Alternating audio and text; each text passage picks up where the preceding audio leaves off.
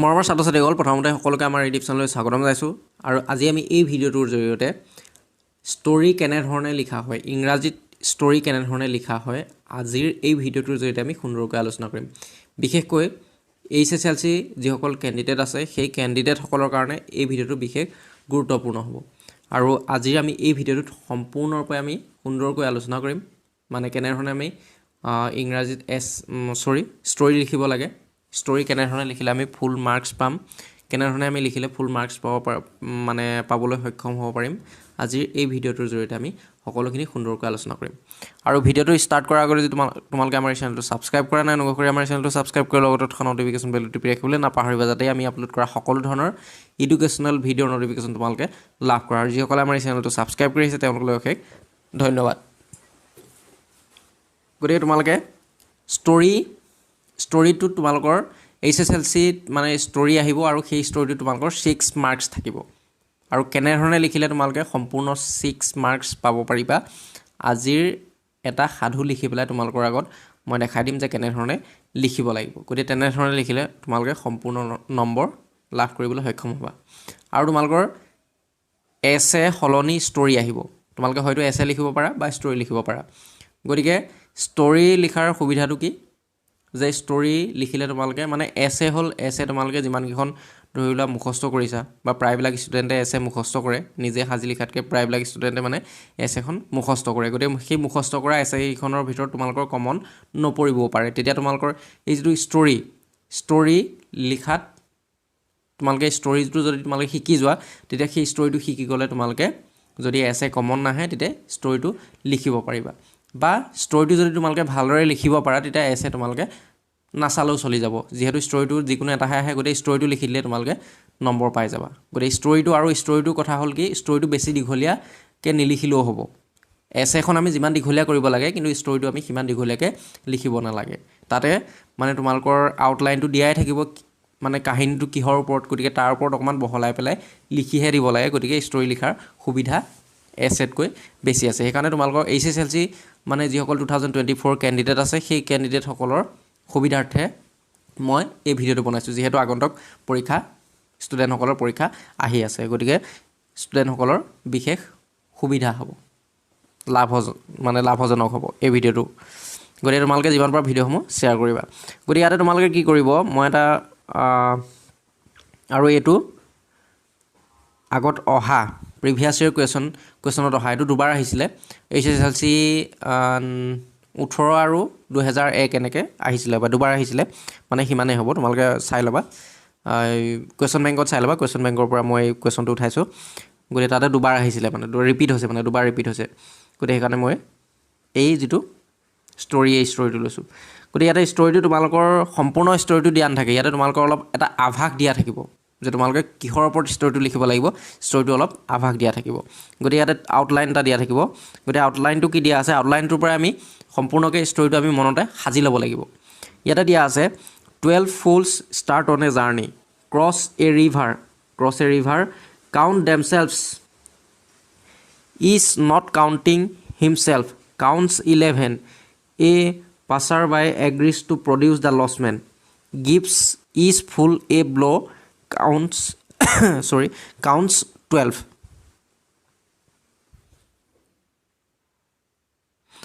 গতিকে ইয়াতে আমি ওপৰে প্ৰথমতে অৰ্থটো চাই ল'ব লাগিব কি অৰ্থ প্ৰকাশ কৰিবলৈ মানে ষ্টৰীটোৱে কি অৰ্থ প্ৰকাশ কৰিছে বা কি অৰ্থ প্ৰকাশ কৰিবলৈ বিচাৰিছে 12 fools start on a journey আৰু ফুলছ মানে হ'ল মূৰ্খ মানে 12জন মূৰ্খ কি হ'ল 12জন মূৰ্খ এটা যাত্ৰা আৰম্ভ কৰিলে ক্ৰছ এ ৰিভাৰ তাৰপিছত কি হ'ল এখন তেওঁলোকে নদী পাৰ কৰিলে কাউণ্ট দেমছেলভছ তাৰপৰা নদীখন পাৰ হোৱাৰ পিছত তেওঁলোকে হিচাপ কৰিলে সিহঁতে নিজে হিচাপ কৰিলে মানে কোনোবা হয়তো নদীখনত উটি যাব পাৰে বা কিবা তেনেধৰণৰ হ'ব পাৰে বুলি বাট কোনোবা হেৰাই যাব পাৰে তেওঁলোকৰ 12জনৰ ভিতৰত যিহেতু মূৰ্খ গোটেইকেইজন মূৰ্খ আছিলে গতিকে সিহঁতে নিজকে হিচাপ কৰিলে যে কোনোবা হেৰাই গৈছে নেকি কাউণ্ট দেমছেলভছ ইজ নট কাউণ্টিং হিমছেলফ আৰু প্ৰত্যেকজনে হিচাপ কৰিলে কিন্তু প্ৰত্যেকজনে নিজক হিচাপ কৰা নাছিলে গতিকে নিজক যদি হিচাপ নকৰে কেইজন পাব 11জন পাব কাউণ্টছ 11 গতিকে সেইটোৱে দিয়া আছে যে প্ৰত্যেকবাৰতে তেওঁলোকে 11জন পাইছিলে যিহেতু নিজক তেওঁলোকে হিচাপ কৰা নাছিলে A passerby agrees to produce the lost man আৰু তেনেকুৱাতে কি হ'ল এজন passerby আহিলে passerby মানে হ'ল এজন বাটৰুৱাক তেওঁলোকে এগ্ৰি কৰালে বা সন্মত কৰালে মানে সেই যিজন লছমেন মানে হেৰুৱা মানুহজনক বিচাৰি দিবৰ কাৰণে তেওঁলোকে এজন বাটৰুৱাক সন্মত কৰালে গিভছ ইজ ফুল এ ব্ল' আৰু সেই তেতিয়া বাটৰুৱাজনে কি কৰিলে তেওঁলোকক এটা শিক্ষা দিব বিচাৰিলে আৰু কি কৰিলে বাটৰুৱাজনে প্ৰত্যেককে ব্ল' মানে হ'ল এনেই ব্ল' মানে বলা কিন্তু ইয়াত বলা বুজোৱা নাই যেনে বতাহ বলে এইটো ব্ল' মানে এনেই বলাও বুজায় কিন্তু ব্ল' মানে আৰু এটা অৰ্থ বুজায় ব্ল' মানে পঢ়াৰ মানে বুজি পাইছেনে মানে আঘাত কৰা বাটৰুৱাজনে তেতিয়া কি কৰিছিলে শিক্ষা দিব উদ্দেশ্যে তেওঁলোকে প্ৰত্যেককে একোটা পঢ়াৰ কৰিলে পঢ়াৰ মানে হয়তো ঘোচা দিলে বা অন্য তেনেধৰণৰ প্ৰত্যেককে এঘোচা দিলে তেতিয়া তেনেধৰণে তেওঁলোকক 12টাকে কাউণ্ট কৰি দিলে আৰু তেতিয়া 12টা ওলালে কথাটো বুজি পাইছেনে গতিকে সেইটোৱেই সাধুটো গতিকে আমি গম পালোঁ যে সাধুটো কি আছিলে 12জন ফুল মানে হ'ল 12জন মূৰ্খয়ে এবাৰ এটা জাৰ্ণিত তেওঁলোকে গ'ল এটা যাত্ৰাত গ'ল আৰু যাত্ৰাত গৈ থাকোঁতে তেওঁলোকে বাটতে তেওঁলোকৰ যাত্ৰাৰ পথত এখন নদী ওলালে আৰু সেই নদীখন তেওঁলোকে ক্ৰছ কৰিবলগীয়া হ'ল আৰু পাৰ হোৱাৰ পিছত তেওঁলোকে কোনো যাতে হেৰাই নাযায় তাৰ কাৰণে তেওঁলোকে প্ৰত্যেকজনকে মানে প্ৰতিজনেই হিচাপ কৰিবলৈ লাগিলে আৰু প্ৰত্যেকজনে হিচাপ কৰোঁতে তেওঁলোকে কেৱল 11জনহে পালে কাৰণটো কি তেওঁলোকে নিজক কাউণ্ট কৰিবলৈ পাহৰি গৈছিল বা তেওঁলোকে নিজক কাউণ্ট কৰা নাছিল যিহেতু মূৰ্খ গতিকে তেনেকুৱাতে এজন বাটৰুৱা আহিলে আৰু বাটৰুৱাজনক তেওঁলোকে সন্মত কৰালে যে তেওঁলোকৰ যিটো হেৰুৱা মানুহজন সেই হেৰুৱা মানুহজন বিচাৰি দিব লাগে বা তেওঁ হিচাপ কৰি দিব লাগে গতিকে তেতিয়া তেওঁলোকক এটা শিক্ষা দিয়াৰ উদ্দেশ্যে কি কৰিলে সেই বাটৰুৱাজনে প্ৰত্যেককে এঘোচা দি পেলাই পঢ়াৰ কৰি পেলাই তেওঁলোকক হিচাপ কৰি দেখুৱালে যে তোমালোক 12টাই আছে গতিকে সেইটো হ'ল ষ্টৰিটোৰ মূল কথা গতিকে এই ষ্টৰিটোকে আমি অলপ বহলাই পেলাই মানে চেণ্টেন্সখিনি ইয়াত সম্পূৰ্ণ চেণ্টেন্সখিনি দিয়া নাই গতিকে আমি সম্পূৰ্ণ চেণ্টেন্সখিনি লিখি পেলাই অলপমান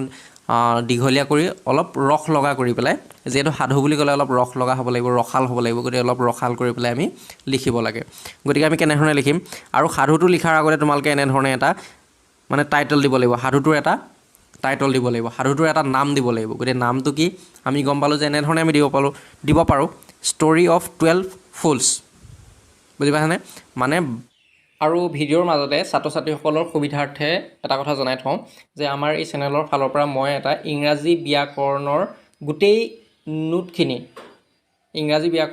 নোটখিনি সন্নিৱিষ্ট কৰি পেলাই এটা PDF মই প্ৰস্তুত কৰি উলিয়াইছোঁ আৰু এই PDFটো তোমালোকে ডাউনলোড কৰাৰ পিছত এনেধৰণে তোমালোকৰ মোবাইলত ওলাব আৰু এনেধৰণে তোমালোকে ইংৰাজী ব্যাকৰণৰ গোটেই নিয়মখিনি তোমালোকে ইয়াতে পাবা আৰু গোটেই নিয়মখিনি মানে ইয়াত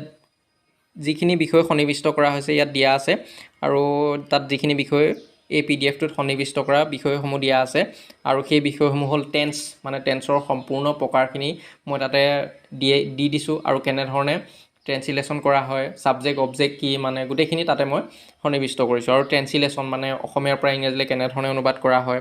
আৰু tense correction voice change narration preposition determiner তাৰপিছত combine sentence correction make sentence group verbs phrases গোটেইখিনি তাতে মই এই 10টা যি বিষয় এই 10টা বিষয় মই তাত সম্পূৰ্ণৰূপে সন্নিৱিষ্ট কৰিছোঁ আৰু তাত নোটখিনি সুন্দৰভাৱে তাত বনাই দিয়া আছে আৰু তোমালোকে নোটখিনি পঢ়িলে আৰু নোটখিনি তোমালোকৰ চিৰিয়েলি দিয়া আছে মানে কোনটোৰ পিছত কোনটো মানে তাত বিচাৰি ফুৰিব নালাগে আৰু ছাত্ৰ ছাত্ৰীসকলৰ সুবিধাৰ্থে মই এই PDFটো মানে প্ৰস্তুত কৰি উলিয়াইছোঁ আৰু এই PDFটো তোমালোকে ডাউনলোড কৰাৰ পিছত তোমালোকে এনেধৰণে ওলাব আৰু ইয়াতে তোমালোকৰ নিজৰ মোবাইলতে ডাউনলোড কৰি পেলাই তোমালোকে এনেধৰণে পঢ়িব পাৰিবা গতিকে আৰু ইয়াতে মই কি কৰিছোঁ hslc 1998ৰ পৰা মানে এতিয়ালৈকে যিমানখিনি গ্ৰামাৰৰ কুৱেশ্যন আহিছে গোটেই গ্ৰামাৰৰ কুৱেশ্যনখিনি ইয়াত দিয়া আছে আৰু সেই কুৱেশ্যনখিনিৰ এনচাৰখিনিও দিয়া আছে কেৱল কুৱেশ্যনখিনি নহয় এনচাৰখিনিও দিয়া আছে আৰু তোমালোকে সেই গ্ৰামাৰৰ কুৱেশ্যনখিনি উত্তৰত বিচাৰি ফুৰিব নালাগে এই PDFটোতে তোমালোকে এই PDF ফাইলটোতে তোমালোকে পাই যাবা আৰু ইয়াতে তোমালোকৰ নোটখিনি সুন্দৰভাৱে বনাই দিয়া আছে আৰু নোটখিনি পঢ়িলেই তোমালোকে ভালদৰে বুজি পাবা গতিকে ইয়াতে যদি তোমালোকে টেন্সটো চোৱা গতিকে ইয়াতে টেন্সৰ ধুনীয়াকৈ সুন্দৰকৈ বুজাই থোৱা আছে প্ৰেজেণ্ট ডেফিনিট টেন্স গোটেই বাক্যটো অভ্যাসগত হ'লে এনেধৰণে গোটেইখিনি ইয়াত চিৰিয়েলি মানে ক্ৰম অনুসাৰে ইটো মানে কোনটোৰ পিছত কোনটো পঢ়িব লাগিব আৰু কিছুমান ছাত্ৰ ছাত্ৰীৰ কি হয় এনেধৰণৰ তেওঁলোকৰ মানে খোকোজা লাগে কোনটো বিষয়ৰ পিছত কোনটো বিষয় পঢ়িম মানে গ্ৰামাৰৰ কোনটোৰ পিছত কোনটো পঢ়িম গতিকে ইয়াত তোমালোকে যদি পিডিএফটো লোৱা তেতিয়া এই পিডিএফটো তোমালোকে সিৰিয়ালি পঢ়িলে সুন্দৰকৈ কথাখিনি বুজি পাব পাৰিবা আৰু ইয়াতে মই সম্পূৰ্ণ ইংৰাজী ব্যাকৰণৰ সম্পূৰ্ণ বিষয়খিনি মই সন্নিৱিষ্ট কৰিছোঁ গতিকে ইয়াতে তোমালোকে যিটো বিষয় পঢ়ো বুলি ভাবা গতিকে voice change narration tense preposition determiner combine sentence যিয়ে নপঢ়ো বুলি কোৱা সকলোখিনি ইয়াতে পাবা আৰু ইয়াতে যদি তোমালোকে ধৰি লোৱা কিবা এটা বিষয় পঢ়ি থাকোঁতে ধৰি লোৱা ইয়াত বুজি পোৱা নাই ধৰি লোৱা টেন্সটো বা নেৰেশ্যন পঢ়ি আছা নেৰেশ্যনটো পঢ়ি থাকোঁতে ধৰি লোৱা অলপ নোটটো পঢ়ি পেলাই ভালদৰে বুজি পোৱা নাই তেতিয়া তোমালোকে মই তাতে কি কৰিছোঁ সেই পিডিএফৰ মানে মানে সেই বিষয়টোৰ ওপৰতে কি কৰিছোঁ তাৰ ভিডিঅ'ৰ লিংকো মই দি দিছোঁ গতিকে সেই ভিডিঅ'ৰ লিংকটোতো তোমালোকে ক্লিক কৰি পেলাই তোমালোকে সেই ভিডিঅ'টো চাই পেলাই ভালদৰে বুজিব পাৰিবা আৰু এনেধৰণে প্ৰস্তুত কৰি লোৱা পিডিএফক ই বুক বুলি কোৱা হয় গতিকে আৰু এই ই বুকখন যদি তোমালোকে ল'ব বিচাৰা বা এই পিডিএফ ফাইলটো যদি তোমালোকে ল'ব বিচাৰা তেন্তে তোমালোকে তাৰ কাৰণে তোমালোকে পে কৰিব লাগিব 199 এটা পে কৰিব লাগিব আৰু 199 পে কৰাৰ পিছত তোমালোকৰ হোৱাটছএপত মানে তোমালোকে মোৰ গুগল পে বা ফোন পে তোমালোকে সেই পেমেন্টটো তোমালোকে পঠিয়াব পাৰা আৰু সেই পেমেন্টটো পঠিয়াৰ পিছত মই তোমালোকৰ এই পিডিএফ ফাইলটো তোমালোকৰ হোৱাটছএপত দি দিম আৰু তাতে ক্লিক কৰি পেলাই লিংকটো মই দি দিম তাতে ক্লিক কৰি পেলাই ডাউনলোড কৰি ল'ব পাৰিবা আৰু ডাউনলোড কৰাৰ পিছত এটা পাছৱৰ্ড আহিব আৰু সেই পাছৱৰ্ডটো মই তোমালোকক দি দিম আৰু পাছৱৰ্ডটো ক্লিক কৰাৰ পিছত তোমালোকে এনেধৰণে মোবাইলতে এনেধৰণে গোটেইখিনি তোমালোকক ওলাই যাব আৰু তাতে পঢ়িব পাৰিবা আৰু যদি তোমালোকে কোনো ইচ্ছুক ষ্টুডেণ্টে যদি এই ই বুকখন ক্ৰয় কৰিব বিচাৰে তেন্তে মোৰ ফোন নাম্বাৰ ডেছক্ৰিপশ্যন বক্সত দি দিম হোৱাটছএপ নাম্বাৰ ডেছক্ৰিপশ্যন বক্সত দি দিম গতিকে তাতে তোমালোকে কণ্টেক্ট কৰিব পাৰিবা 6002829591 12জন মূৰ্খৰ কাহিনী এনেধৰণে দিব পাৰা বা 12জন মূৰ্খৰ যাত্ৰা বা 12জন মূৰ্খৰ কাহিনী বা 12জন মূৰ্খ আৰু এজন বাটৰুৱাৰ কাহিনী যেনেধৰণে দিয়া মানে ষ্টৰিটোৰ লগত সংগতি ৰাখি পেলাই এটা তোমালোকে কি দিব লাগিব সুন্দৰ এটা টাইটেল দিব লাগিব সুন্দৰ এটা কি দিব লাগিব টাইটেলটো দিব লাগিব বুজি পাইছানে টাইটেল মানে হ'ল এটা নাম দিব লাগিব আৰু সেই নামটো তোমালোকৰ 1 নম্বৰ থাকিব যদি তোমালোকে ভালদৰে নামটোও দিব পাৰা তেতিয়া তোমালোকে তাত কিমান পাবা মাৰ্কছ 1 মাৰ্কছ পাই যাবা 1 মাৰ্ক পাই যাবা কথাটো বুজি পাইছানে গতিকে সুন্দৰকৈ এটা টাইটেল দিবা আৰু টাইটেলটো দিয়াৰ পিছত আমি এনেধৰণে কাহিনীটো ষ্টাৰ্ট কৰিব লাগিব ওৱান্স আপন এ টাইম এসময়ত ওৱান্স আপন এ টাইম মানে এসময়ত there lived 12 fools in a village মানে 12জন মূৰ্খই এখন গাঁৱত বাস কৰিছিল এদিনাখন one day they decided to set out a journey one day মানে এদিনাখন they decided মানে সিদ্ধান্ত কৰিছিল to set out a journey গতিকে জাৰ্নি মানে হ'ল কি set out মানে হ'ল যাত্ৰা আৰম্ভ কৰা তেওঁলোকে সিদ্ধান্ত গ্ৰহণ কৰিছিল এদিনাখন তেওঁলোকে সিদ্ধান্ত গ্ৰহণ কৰিছিল যে তেওঁলোকে এটা যাত্ৰা কৰিব মানে এটা যাত্ৰা তেওঁলোকে আৰম্ভ কৰিব বা তেওঁলোকে যাত্ৰাত যাব মানে ভ্ৰমণ কৰিবলৈ তেওঁলোকে সিদ্ধান্ত গ্ৰহণ কৰিছিল according to the plan according মানে হ'ল অনুসাৰে সেই অনুসাৰে according to the plan মানে হ'ল কি পৰিকল্পনা তেওঁলোকে যেনেধৰণে পৰিকল্পনা কৰিছিল আমি আমকত যাম তামকত যাম গতিকে আগতে তেওঁলোকে পৰিকল্পনা কৰিছিল গতিকে সেই পৰিকল্পনা অনুসৰি according to the plan পৰিকল্পনা অনুসৰি the next morning পিছৰ ৰাতিপুৱা they started their journey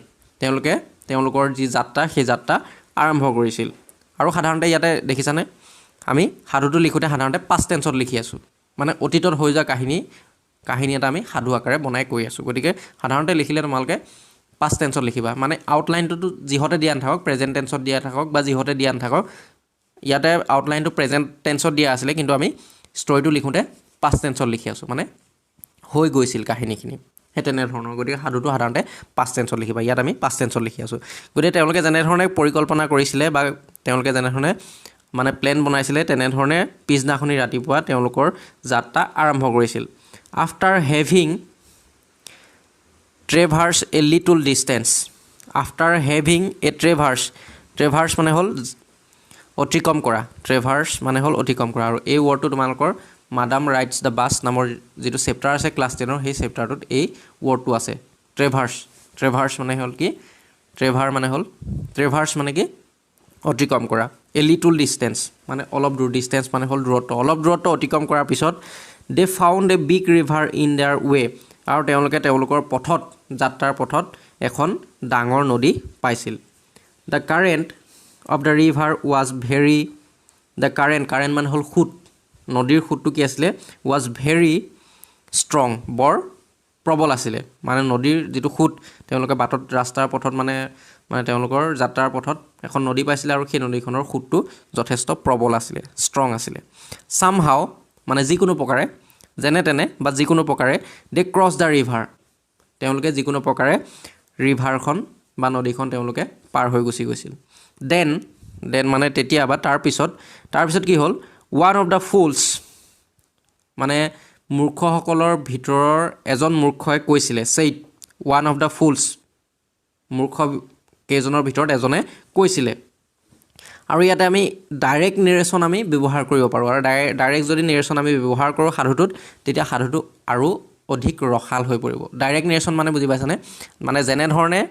কোনো এজন ব্যক্তিয়ে কথাটো কয় তেনেধৰণে যদি আমি কমা ঊৰ্ধ কমাৰ ভিতৰত বাক্যটো আমি যেনেধৰণে বক্তাজনে কৈছে তেনেধৰণে যদি আমি মানে বাক্যটো পুট কৰি দিওঁ বাক্যটো লিখি দিওঁ সেইটোকে আমি ডাইৰেক্ট নেৰেশ্যন বুলি ক'ব পাৰোঁ গতিকে ইয়াত তোমালোকে সাধুবিলাকত ডাইৰেক্ট নেৰেশ্যন ব্যৱহাৰ কৰিলে সাধুটো অধিক সজীৱ হৈ পৰিব গতিকে তোমালোকে যিমান পাৰা ডাইৰেক্ট নেৰেশ্যন তোমালোকে ইউজ কৰিবলৈ চেষ্টা কৰিবা গতিকে ইয়াতে ডাইৰেক্ট নেৰেশ্যন আমি ব্যৱহাৰ কৰিছোঁ দেখিছানে দেন ওৱান অফ দ্য ফুল সেইট আৰু তাৰপিছত নদীখন ক্ৰছ কৰাৰ পিছত এজন মূৰ্খই কৈছিল আৰু যেনেধৰণে মূৰ্খজনে কৈছিলে তেনেধৰণে আমি কল্পনা কৰিছোঁ যে কেনেধৰণে ক'ব গতিকে সেই তেনেধৰণে আমি কল্পনা কৰি যেনেধৰণে মূৰ্খজনে কৈছে বুলি আমি কল্পনা কৰিছোঁ তেনেধৰণে আমি ঊৰ্ধকমাৰ ভিতৰত বাক্যটো লিখি দিছোঁ we should count ourselves before we start the journey again মানে আমি জাৰ্ণিটো বা আমি যাত্ৰাটো পুনৰ আৰম্ভ কৰাৰ আগতে আমি নিজে নিজক হিচাপ কৰি লোৱাটো ভাল হ'ব বুলি কৈছে কোনে কৈছে তাৰে এজন মূৰ্খই কৈছে চ' ডেট মানে যাতে ন' ওৱান উইল বি মিছড যাতে কোনো নেহেৰায় বুজি পাইছানে যাতে কোনো নেহেৰায় সেইকাৰণে আমি জাৰ্ণিটো ষ্টাৰ্ট কৰাৰ আগতে আকৌ পুনৰ জাৰ্ণিটো ষ্টাৰ্ট কৰাৰ আগতে আমি কোন কিমান আছে আমি হিচাপ কৰি লোৱা ভাল হ'ব যাতে কোনো নেহেৰায় আমি নিজে নিজক হিচাপ কৰি লোৱাটো ভাল হ'ব যাতে কোনো নেহেৰায় যিহেতু মূৰ্খ গতিকে সেইকাৰণে কোনোবা হেৰাই যাব পাৰে বুলি বা কোনোবা নদীখনত উঠি যাব পাৰে বুলি তেওঁলোকে হিচাপ কৰিবলৈ এজন মূৰ্খই কথাটো ক'লে দে কাউণ্টেড ওৱান বাই ওৱান তেওঁলোকে হিচাপ কৰিছিল ওৱান বাই ওৱান এজনকৈ হিচাপ কৰিছিল বাট মানে প্ৰথমে এজনে হিচাপ কৰিলে তাৰপিছত এজনে হিচাপ কৰিলে তেনেধৰণে এজনে ওৱান বাই ওৱান এজনকৈ তেওঁলোকে হিচাপ কৰিলে বাট কিন্তু ইচ টাইম মানে প্ৰত্যেকবাৰতে is forgot to count himself and found only 11 each time প্ৰত্যেকবাৰতে ইজ ফৰগট মানে প্ৰতিজনে ইজ মানে হ'ল প্ৰতিজনে এনেধৰণৰ অৰ্থ প্ৰকাশ কৰে is forgot to count himself আৰু প্ৰতিবাৰতে কি হ'ল প্ৰত্যেকজনে নিজক কাউণ্ট কৰিবলৈ বা নিজক হিচাপ কৰিবলৈ পাহৰি গ'ল এণ্ড ফাউণ্ড অনলি 11 আৰু কেৱল 11জনহে লোক তেওঁলোকে পালে যিহেতু নিজক হিচাপ কৰিবলৈ পাহৰি গ'ল গতিকে নিজক হিচাপ কৰিবলৈ পাহৰি যোৱা মানে কি হ'ব তেওঁলোকে নিজে হিচাপ কৰিলে কিন্তু নিজক হিচাপ কৰিবলৈ প্ৰত্যেকজনে পাহৰি গ'ল ধৰি লোৱা এজনে হিচাপ কৰিলে 11জন পালে আকৌ পিছৰজনে হিচাপ কৰিলে আকৌ 11জন পালে তাৰপিছত তেনেধৰণে 12জনে হিচাপ কৰিলে কিন্তু 12জনে হিচাপ কৰাৰ পিছতো সেই 11জনে পালে কাৰণটো কি যে তেওঁলোকে নিজক হিচাপ কৰিবলৈ পাহৰি গৈছিল এট ডেট টাইম আৰু সেই সময়তে এইটো প্ৰেকআপ চেঞ্জ কৰি আমি লিখিছোঁ এট ডেট টাইম সেই সময়ত এ পাছাৰ বাই ৰিচ দেয়াৰ এই পাছাৰ বাই মানে কি হ'ল এজন বাটৰুৱা তাত উপস্থিত হ'ল এণ্ড আক্স দেম আৰু তেওঁলোকক সুধিলে হোৱাট দ্য মেটাৰ ৱাছ মানে বিষয়টো কি চলি আছে বিষয়টো কি তেওঁলোকক সেই মূৰ্খকেইজনক সুধিলে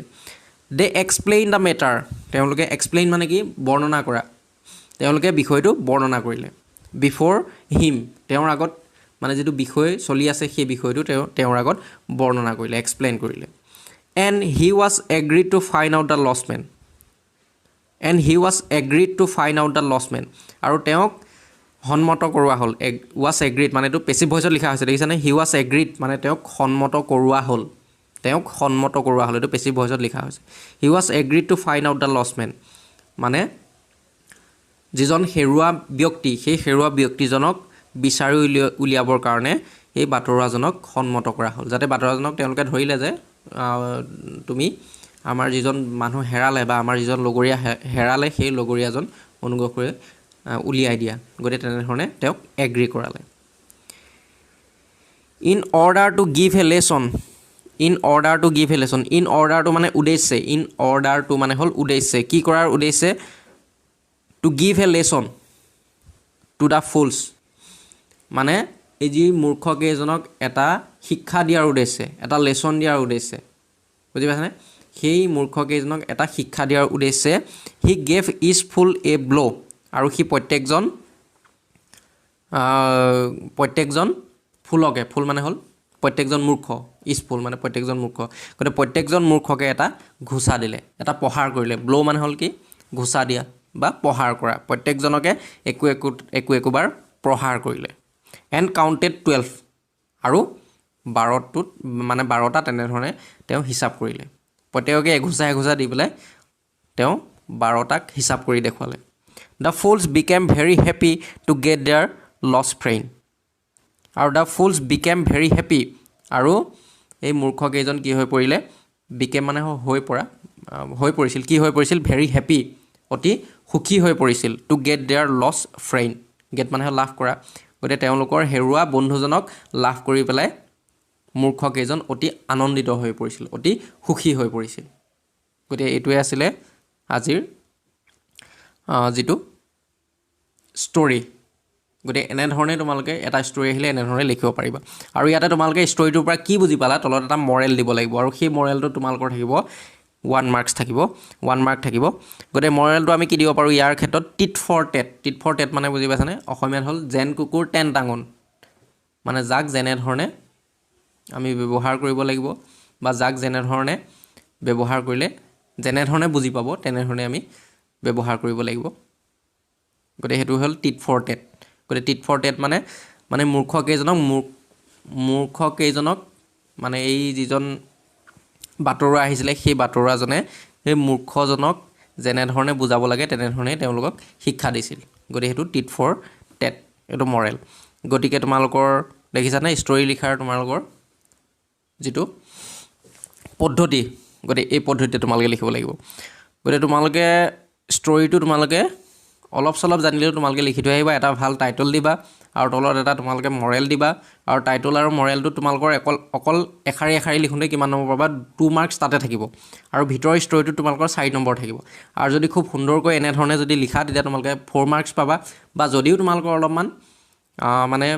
যেন তেনে লিখি থৈ আহিলোঁ বা একেবাৰে নোৱাৰিলেও তোমালোকে যেন তেনে লিখি থৈ আহিলেও তোমালোকে 2 মাৰ্কছ তাত পাবা গতিকে 2 মাৰ্কছ এইফালে টাইটলটোত 1 মাৰ্কছ 3 মাৰ্কছ মৰেলটোত 1 মাৰ্কছ অতি কম হ'লেও তোমালোকে 4 মাৰ্কছ তোমালোকে পাব পাৰিবা আৰু অতি ভাল হ'লেতো তোমালোকে 6 মাৰ্কছেই পাবা গতিকে অলপ বেয়া হ'লেও তোমালোকে যদি টাইটল আৰু সেইখিনি লিখি পেলাই ভালকৈ লিখি থৈ আহা অতি কমেও তোমালোকে 4-5 মাৰ্কছ লাভ কৰিব পাৰিবা গতিকে ভিডিঅ'টো তোমালোকে যদি ভাল পালা অনুগ্ৰহ কৰি এটা লাইক কৰিবা আৰু কেনে পালা তোমালোকে কমেণ্ট বক্সত কমেণ্ট কৰি জনাবলৈ নাপাহৰিবা আৰু যিমান পাৰা তোমালোকৰ ফ্ৰেণ্ডৰ লগত শ্বেয়াৰ কৰিবলৈ নাপাহৰিবা যাতে তেওঁলোকেও মানে ভিডিঅ'টো লাভ কৰি তেওঁলোকেও উপকৃত হয়